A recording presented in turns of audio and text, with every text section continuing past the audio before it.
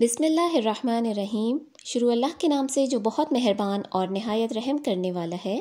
السلام علیکم ورحمۃ اللہ وبرکاتہ۔ میرے چینل پر آپ کا خوش آمدید۔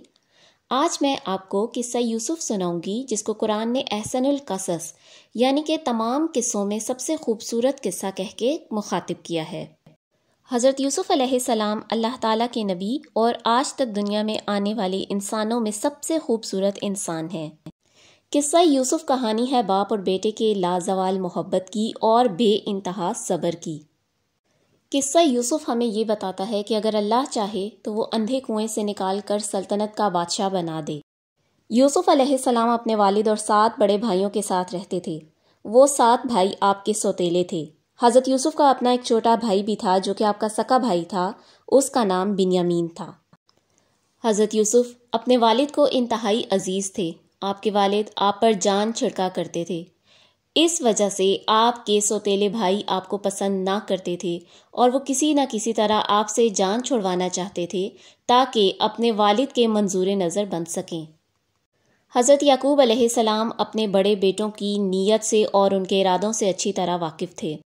یوسف علیہ السلام جب 7 سال کے ہوئے تو ایک روز انہوں نے خواب میں دیکھا کہ سورج، چاند اور ستارے انہیں سجدہ کر رہے ہیں۔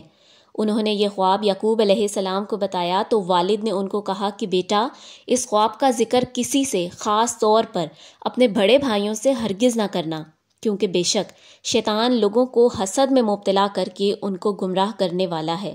یعقوب علیہ السلام اس خواب کو سن کر یہ جان چکے تھے کہ ایک دن اللہ تعالیٰ یوسف علیہ السلام کو نبوت کی نعمت سے سرفراز کریں گے، اور وہ جانتے تھے کہ بڑے بھائی اس بات کو ہرگز پسند نہیں کریں گے اور شاید وہ یوسف کو نقصان پہنچانے کی کوشش کریں۔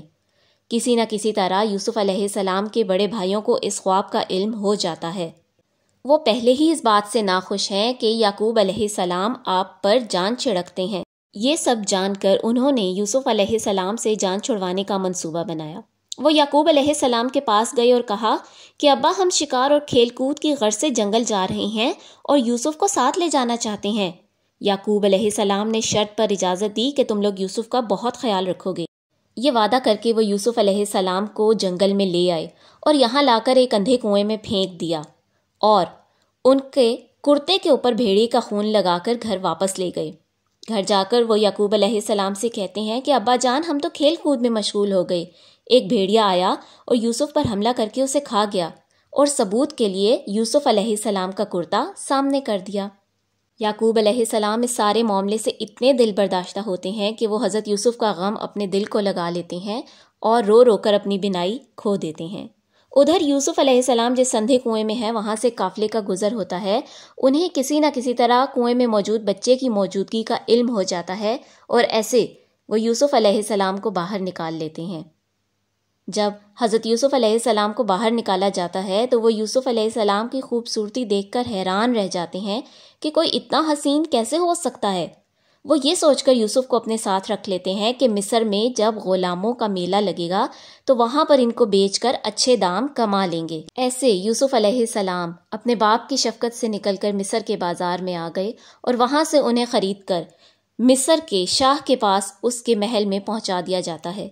شاہ جب آپ کی خوبصورتی کو دیکھتا ہے تو وہ آپ کو اپنے بیٹے کی حیثیت سے اپنے پاس رکھ لیتا ہے، کیونکہ اس کی کوئی اولاد نہیں ہے۔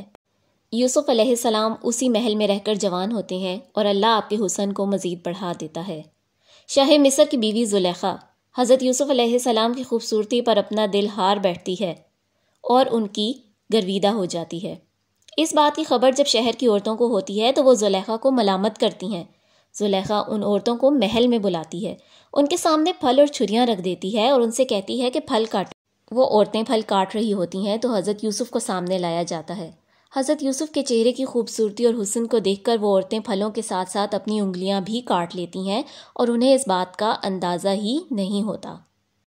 زلیخا یوسف علیہ السلام کو اپنی جانب راغب کرنے کی ہر ممکن کوشش کرتی ہے، لیکن آپ اس کی ہر دعوت کو ٹھکرا دیتے ہیں۔ وہ آپ کو اپنی جانب راغب کرتی ہے تو آپ اس کو منع کر کے باہر جانے لگتے ہیں۔ اتنے میں وہ آپ کا کرتا پکڑ کر پیچھے سے کھینچتی ہے جس سے وہ پھٹ جاتا ہے۔ یہ سب دیکھ کے زلیخا غضبناک ہو جاتی ہے اور انتقام لینے کے لیے شاہ کو کہتی ہے کہ یوسف تمہاری پیٹھ پیچھے یہ سب کرنا چاہتا ہے اور تمہارے احسانات کا ایسے بدلہ دینا چاہتا ہے۔ شاہ غضبناک ہو کے یوسف علیہ السلام کو قید خانے میں ڈال دیتا ہے۔ یوسف علیہ السلام کئی سال تک اس قید میں رہتے ہیں جہاں اللہ آپ کو خوابوں کا علم سکھاتے ہیں۔ ایک روز قید خانے میں موجود ایک قیدی آپ کو اپنا خواب سناتا ہے تو آپ اسے بشارت دیتے ہیں کہ وہ جلد آزاد ہو جائے گا، اور پھر ایسا ہی ہوتا ہے۔ کچھ روز کے بعد شاہ مصر خواب میں دیکھتے ہیں کہ 7 سوکھی گائے 7 موٹی گائے کو کھا رہی ہیں۔ ملک میں کوئی بھی اس کی تعبیر بتانے سے قاصر ہوتا ہے۔ تبھی وہ آزاد ہونے والا قیدی شاہ سے کہتا ہے کہ آپ کے تہہ خانے میں ایک قیدی موجود ہے جس کے پاس خوابوں کا علم ہے۔ شاہ حکم دیتا ہے کہ فوراً یوسف علیہ السلام کو پیش کیا جائے، اور ایسے آپ قید خانے سے آزاد ہو کر باہر آ جاتے ہیں۔ آپ شاہ کو بتاتے ہیں کہ خواب کے مطابق 7 سال بہت اچھی فصلیں ہوں گی اور خوب بارشیں برسیں گی، لیکن اگلے 7 سال شدید قحط آئے گا، لہٰذا پہلے 7 سالوں میں ہونے والی فصلوں کو ایسے بچایا جائے کہ قحط کے سالوں کے لیے غلہ جمع کیا جا سکے۔ شاہ کو یہ بات پسند آتی ہے اور وہ ان تمام معاملات کا نگران آپ کو بنا دیتا ہے۔ ایسے یوسف علیہ السلام مصر کے قید خانے سے نکل کر دوبارہ شاہی مرتبے پر فائز ہو جاتے ہیں۔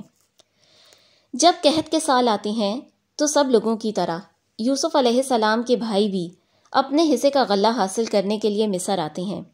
یوسف علیہ السلام ان کو دیکھتے ہی پہچان لیتے ہیں، لیکن وہ یوسف علیہ السلام کو نہیں پہچان پاتے۔ ان سب کے ساتھ آپ کا بھائی بنیامین بھی ہوتا ہے۔ اپنے بھائی کو اپنے پاس روکنے کے لیے آپ اس کے تھیلے میں ایک انتہائی قیمتی شاہی پیالہ چھپا دیتے ہیں، اور پھر اس کے تھیلے کی تلاشی دلوا کے وہ پیالہ برآمد کر لیا جاتا ہے۔ ایسے چوری کا الزام لگا کر آپ اپنے بھائی کو اپنے پاس روک لیتے ہیں۔ آپ کے سوتیلے بھائیوں کو جب اس تمام معاملے کی اطلاع ہوتی ہے تو وہ آپ کے پاس آتے ہیں اور عرض کرتے ہیں، بنیامین کے والد ضعیف اور نابینا ہیں، وہ شاید اس کا غم برداشت نہ کر پائیں، لہٰذا مہربانی کر کے بنیامین کو چھوڑ دیا جائے۔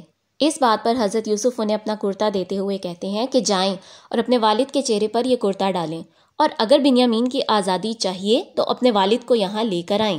بھائی مایوس ہو کر لوٹ جاتے ہیں اور یعقوب علیہ السلام کے پاس پہنچ کر ان کو تمام قصہ سنا دیتے ہیں، اور ساتھ ہی یوسف علیہ السلام کا کرتا بھی تھما دیتے ہیں۔ یعقوب علیہ السلام اس کی خوشبو سے جان جاتے ہیں کہ یہ میرے پیارے بیٹے کا کرتا ہے، اور یہ کہ انہیں مصر میں کون بلا رہا ہے۔